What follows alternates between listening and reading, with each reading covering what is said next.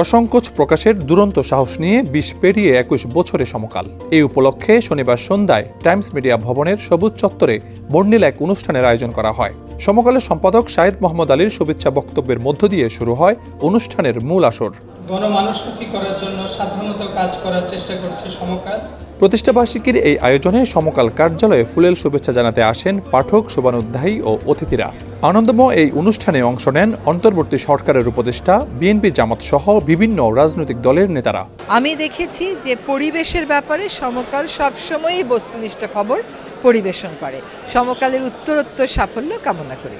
সমকাল পড়ে আপনার যেটাকে বলে যে পাঠক প্রিয়তা আমার নিজের তৈরি হয় এবং দেশের স্বাধীনতা, সার্বভৌমত্ব, গণতন্ত্রের জন্য সমকাল সবসময়ই তার ভূমিকা রেখেছে।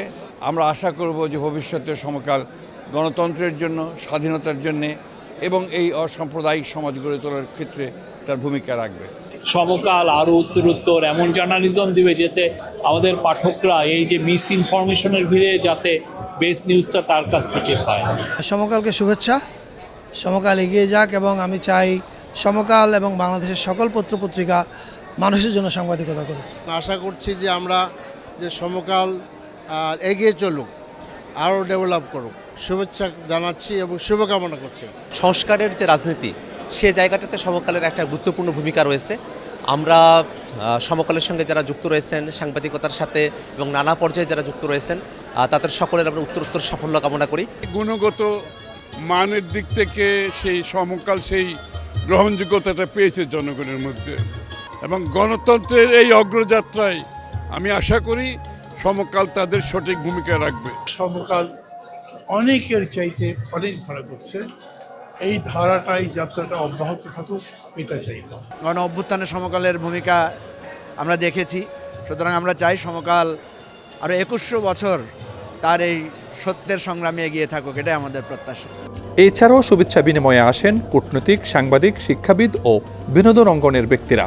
শুভেচ্ছা জানান সমকালের ২১ বছরের পথ চলার। আমরা সমকালের উপর হাল ছাড়িনি এবং আমরা সমকালের এবং সমকালের সাথে যারা যুক্ত আছে তাদের সবার সাফল্য কামনা করি। আমরা চাই সংবাদপত্রের স্বাধীনতা, আমরা চাই শত ফুল ফুটুক এবং সমকাল মানুষের মধ্যে, মানুষের প্রাণে সবসময় জাগরুক থাকুক। বস্তুনিষ্ঠ সংবাদ প্রচার করে দেশে বিদেশে অনেক সুনাম অর্জন করেছে, এই ধারা অব্যাহত থাকুক, দোয়া শুভকামনা রইল। সমকাল জনগণের পত্রিকা, আগামী দিনে মানুষের পক্ষে লিখবে, এটাই আমার প্রত্যাশা। সমকাল যেমন নির্ভীকভাবে এতদিন চলে এসেছে, তেমনি বস্তুনিষ্ঠ সংবাদ এবং সত্য প্রকাশের জন্যে সে এমনি নির্ভীক থাকবে।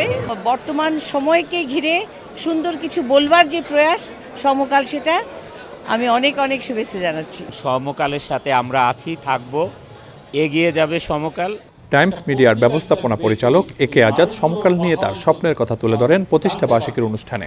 সমাজ জানতে পারবে, সমাজকে এরা এগিয়ে নেবে, সেই স্বপ্ন নিয়ে কিন্তু আমি সমকাল তৈরি করেছিলাম, কিন্তু আমার সেই স্বপ্ন সফল হয়নি। সত্য কথা লেখা যায় না, বলাও যায়। এবং আমরা এরশাদ সাহেবের প্রতি যখন লিখতাম, তখন থেকে আস্তে আস্তে কিন্তু ক্রমশ অবনতি হচ্ছে। এখন যত দিন যাচ্ছে তত কিন্তু লিখতে পারছি না, বলতে পারছি না। আমি মনে করি যে আমাদেরকে, আপনারা আমাদের লেখাকে বন্ধ করার চেষ্টা করবেন না, আমাদেরকে বরং ওপেন করে দেন, আমাদেরকেও জবাবদিহির মধ্যে নিয়ে আসেন। নানা শ্রেণী পেশা মানুষের পদচারণায় প্রাণবন্ত হয়ে ওঠে সমকাল প্রাঙ্গণ। ভালোবাসায় সিক্ত হন সমকাল পরিবার। গণতন্ত্র, বাক স্বাধীনতা, পেশাদারিত্ব এবং নির্ভরযোগ্যতার পথ ধরে ২১ বছরের এই নিরলস যাত্রায় সমকাল প্রতিশ্রুতি দেয় সামনে এগিয়ে যাওয়ার।